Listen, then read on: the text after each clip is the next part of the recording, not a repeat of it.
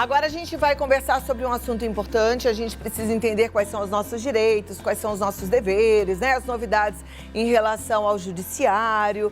E eu sei que a gente está sempre precisando aprender porque o mundo está em constante evolução, né? Com a era digital vieram novos formatos de comunicação, às vezes de perseguição. É muito comum hoje a gente ouvir uma palavra que diz stalkear. Já ouviu? Fulano está stalkeando? É um termo adaptado do inglês que significa perseguir. E nem sempre é uma espiada inocente, né? Nem sempre é uma bisbilhotada na vida do outro. Muitas vezes, stalkear representa perigo. Stalkear é crime. E a doutora Ana Bernal, advogada especialista em direito penal e violência doméstica, vai explicar mais sobre esse assunto pra gente agora via Skype. Doutora Ana Bernal, que alegria recebê-la, mesmo que via Skype. Seja muito bem-vinda. Olá, Cláudia, muito obrigada. Uma honra estar aqui de novo com você. Parabenizo pelo seu aniversário, que embora já tenha passado, o mês ainda é esse. Parabéns pelo seu programa e parabéns pelo seu aniversário. Muito obrigada, doutora. Estou feliz demais de estar aqui contigo hoje. Stalkear, eu achava até então que era sempre uma espiadinha inocente, mas tem gente que faz isso com outras e más intenções? Pois é, Cláudia. Hoje vamos falar de mais um problema que aflige tantas mulheres no Brasil e no mundo. Infelizmente, não é só no Brasil, que é o stalking, que é o crime de perseguição, como você muito bem falou, agora tipificado na Lei 14.132 de 2021. Então, essa lei veio para alterar o Código Penal, artigo 147-A, descrevendo a conduta da perseguição, prevendo aí uma pena de reclusão de 6 meses a 2 anos e multa. Mas, afinal, como que se caracteriza esse crime? Que, como você também disse, tão comum hoje nas redes sociais, sim, mas não apenas nas redes sociais. Então, esse crime de stalking ou perseguição, ele se define como qualquer perseguição reiterada. Então, não é uma única ação, ela tem que ser reiterada para caracterizar o crime, por qualquer meio, tanto pode ser pela internet, nesse caso é o cyberstalking, como pode ser também ameaça à integridade física, ou seja, no mundo presencial, e também com ameaças a essa mulher. Eu falo a essa mulher porque, na maioria das vezes, quem é vítima desse crime, a maioria são mulheres. Então, essa mulher se vê com a sua liberdade cerceada, interferida por esse stalking e, em regra, fica com a sua privacidade também limitada, porque ela acaba com essa perseguição, começa a mudar o seu rito de vida. E o que acontece? Até antes dessa alteração legislativa, a pena que era prevista era muito pequena. Então, o perseguidor ou stalking não respondia praticamente na prática. Hoje a pena de reclusão, como eu citei, de 6 a 2 anos, mas ainda assim, essa pena, para ela ser aplicada, a vítima tem que ir representar. Ou seja, ela precisa ajuizar uma reclamação ou um boletim de ocorrência na delegacia e pedir para prosseguir contra esse stalking. Caso contrário, não se prossegue, porque é um crime de ação penal privada.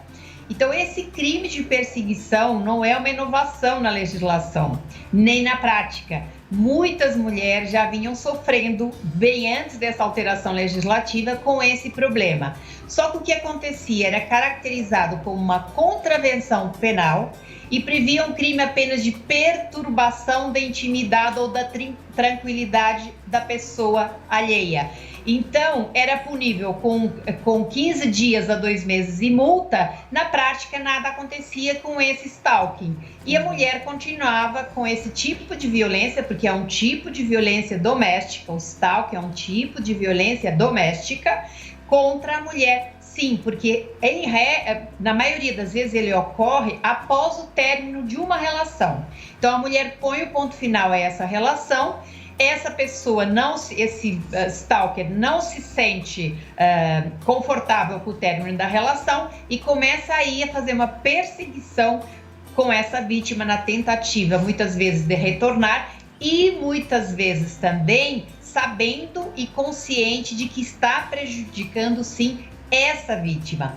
Essa vítima que passa por uma perseguição, Cláudia, ela tem transtornos muito sérios, porque isso a intimida de uma forma totalmente... ela abala totalmente o emocional da mulher. Porque muito embora a presença desse perseguidor não esteja ali fisicamente, quando é virtual, porque muitas vezes também ocorre no mundo físico, mas ainda que seja virtual, por e-mail, pelo WhatsApp, por outros meios virtuais hoje, ela se sente totalmente intimidada, como se a presença dessa pessoa estivesse ali permanentemente perturbando a sua tranquilidade. E muitas dessas vítimas chegam a mudar, inclusive, de endereço para poderem sentir-se um pouco livres dessa perseguição, Cláudia. Olha lá. Agora, em termos práticos, doutora, as pessoas que são perseguidas, quando elas procuram uma delegacia e fazem lá um boletim de ocorrência, o perseguidor, no caso o stalker, ele é notificado? O que acontece com ele? Então, veja bem, Cláudia, como entrou agora em vigor essa legislação, no começo de 2021, agora vai ser possível ele responder não só pela violência. Então, se esse perseguidor pratica uma violência doméstica contra a mulher e, além disso, ainda pratica o stalking ou a perseguição, ele pode responder de dupla forma. Essa mulher deve fazer, sim, o registro da ocorrência nas delegacias da mulher, mas não havendo delegacias da mulher na região dela ou na cidade dela, pode fazer essa ocorrência em qualquer delegacia de polícia e pedir para que ele seja punido. Então, ela tem que pedir para prosseguir com esse crime, com essa punição contra esse criminoso. Muitas vezes é necessário um advogado para que seja feita, então, a ação criminal contra esse perseguidor. Mas também, quando há a impossibilidade de uma das vítimas fazer o pagamento de um advogado, pode socorrer da Defensoria Pública, que são os advogados do Estado que estão lá para atender aqueles que não têm recursos financeiros para custear uma ação judicial, por exemplo. Agora, eu fiquei aqui com uma pulga atrás da orelha, pensando, se o perseguidor recebe uma notificação, né, de que ele foi denunciado, ele fica com medo e recua, ou na prática normalmente a coisa fica pior? Porque a gente sempre tem que pensar no que vai acontecer, qual é a consequência disso tudo, né? Essa lei, de fato, ela protege a mulher ou protege o perseguido ou não? Ela coloca ainda mais em risco a vida desse perseguido. Responde para mim daqui a 2 minutinhos, doutora. Obrigada. E aí eu também quero saber qual é a sua dúvida. A minha dúvida foi essa, mas para mim é importante atender a sua questão. Então pode mandar pergunta no 11 9 50 45 18 40. Porque a gente traz assuntos assim, esses assuntos são até fortes, né? E quando a gente começa a pensar, machuca mesmo o coração da gente, é para poder ajudar. É para que você possa estar mais empoderada, mais fortalecida para poder agir para sua própria segurança. É isso que eu quero, porque eu quero você segura e feliz, tá bom? Vamos lá, doutora Ana Bernal. Eu penso que a minha dúvida deva ser a de muitas mulheres, né? Na hora que você se sente perseguida, você fica acuada. E aí, denuncio ou não denuncio? Cláudia, qualquer aflição que seja criminosa, você tem que denunciar. Então, essas mulheres que até então já eram sim perseguidas, já tínhamos aí os criminosos atuando, mas não tínhamos essa previsão de crime. Ao contrário de outros países, que a perseguição ao stalking já era considerado crime, então esse seu algoz, na prática, não era punido, ou não era punido de forma eficaz, o que não o desestimulava a essa prática. Então, a mulher ficava de mãos atadas. Hoje, a coisa está mudando. Então, no Brasil ainda não existem estatísticas sobre o stalking, até porque, como eu acabei de falar, não era considerado crime, né? era só uma perturbação da tranquilidade alheia. Nós temos pesquisas dos Estados Unidos, por exemplo, onde lá uma pesquisa diz que 15% das mulheres e 6% dos homens serão vítimas de stalker. Isso é uma coisa que está aumentando com as redes sociais, com a internet. E o perfil desse homem, como você me perguntou anteriormente, se ele tende a parar ou não tende a parar quando há o registro dessa ocorrência. Então também existem estudos, e também de fora, que não temos ainda no Brasil, que demonstram que a maioria desses casos, stalkers, não tem qualquer tipo de diagnóstico psiquiátrico. Ao contrário do que se pensa, é um psicopata. Não, a maioria não é psicopata, não tem qualquer tipo de diagnóstico de psiquiatria, mas ainda assim eles carregam uma incapacidade tremenda de lidar com uma frustração, lidar com a rejeição, que geralmente isso acontece muito quando eles foram rejeitados, quando a mulher pôs fim a esse relacionamento, e sabem exatamente, Cláudio, o que eles estão fazendo, o malefício que eles estão causando a essa vítima, sim. Então eles têm consciência. Acreditamos que se eles não têm uma psicopatia, havendo registro, sim, da ocorrência e eles sabendo que vão ser punidos, obviamente isso vai parar, vai obstar ou vai desestimular esse stalker a continuar perseguindo, sim, essa mulher. Perfeito, até porque eu acho que ali é assim, ponto final. Não me perturbe e ponto, né? E quando a gente muda e, de fato, quando a gente coloca um limite e não volta atrás, normalmente as coisas mudam ao nosso redor. Perfeito. A produção me falou que já tem perguntas chegando, mas eles precisam de mais um tempinho para organizar. Então, eu vou voltar ali e já venho para a gente passar para as perguntas das telespectadoras, tá bom? Mas Combinado. Telespectadores também, Temos perguntas já organizadas, minha produção amada. Sim, doutora Ana Bernal, já temos pergunta. Então, vou pedir para a turma já colocar ali no monitor, né? Para todo mundo poder enxergar. A primeira é da Patrícia de Oliveira e ela pergunta assim: existe uma pessoa que me segue no Instagram e sempre bloqueio, mas ele faz outro perfil e volta a me seguir. O que fazer? Olha, se realmente a pessoa não quer, a pessoa não fala se ele só a segue ou se faz algumas ameaças. Acredito que alguma coisa de ruim esteja causando, senão ela não se sentia incomodada.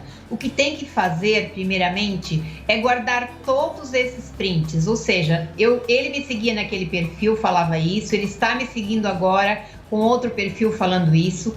Então, tem que documentar todas as etapas dessa perseguição, sejam fotos, sejam e-mails que sejam enviados, sejam conversas, fazer uma ata notarial se for o caso, porque às vezes eles apagam todos esses perfis e quando vai para uma perícia judicial não tem mais como ser apurado se de fato ele praticou aquele crime.